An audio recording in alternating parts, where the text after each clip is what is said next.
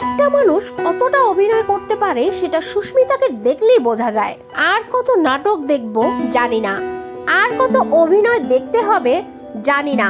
স্বামী মারা গিয়েছে কিন্তু দিনের পর দিন নতুন নতুন অভিনয় নিয়ে হাজির হচ্ছে সুস্মিতা। সুস্মিতার এই হসপিটালের ভিডিও দেখে মুখ খুলেছেন পাপিয়া সাহা। তো ভিউয়ার্স, পাপিয়া এবার সুস্মিতা সাহাকে নিয়ে কি বলছে চলুন আজকের এই ভিডিওতে আমরা জানি। সুস্মিতা সাহা নিজের স্বামীকে হারিয়ে কোনোভাবেই নিজেকে মেনে নিতে পারছে না। এভাবে অকালে স্বামীকে হারাতে হবে 18 বছর বয়সে, এটা কোনোভাবেই মেনে নিতে পারছে না।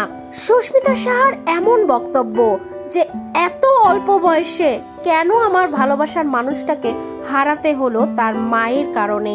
আমি তো বেশি কিছু চাইনি, শুধুমাত্র একটু ভালোবাসা চেয়েছিলাম।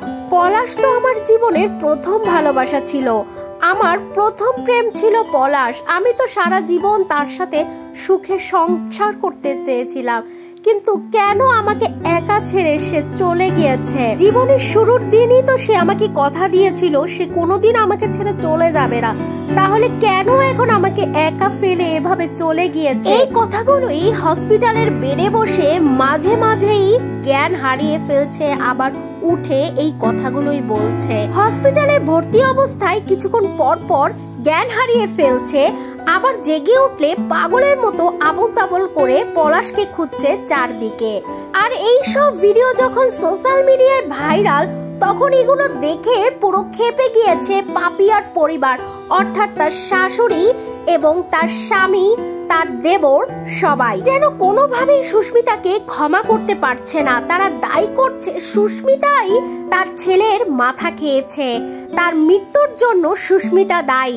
তাই কোনোভাবেই সুস্মিতাকে তার পরিবার অর্থাৎ তার শ্বশুরবাড়ির লোকজনেরা কেউ দেখতেই পারছে না। তারা বলছে এগুলো সব নাটক, ও খুব ভালো নাটক করতে পারে আর এটাও তার একটি পার্ট, এমনটাই বলছে এই পাপি নামক পাপিয়া। এদিকে পাপিয়া এই ভিডিওটি দেখে জ্বলে পড়ে হিংসায় শেষ হয়ে যাচ্ছে, বলছে এগুলো সবই ওর নাটক, নতুন করে আর কি কি নাটক দেখাবে আমরা জানি না।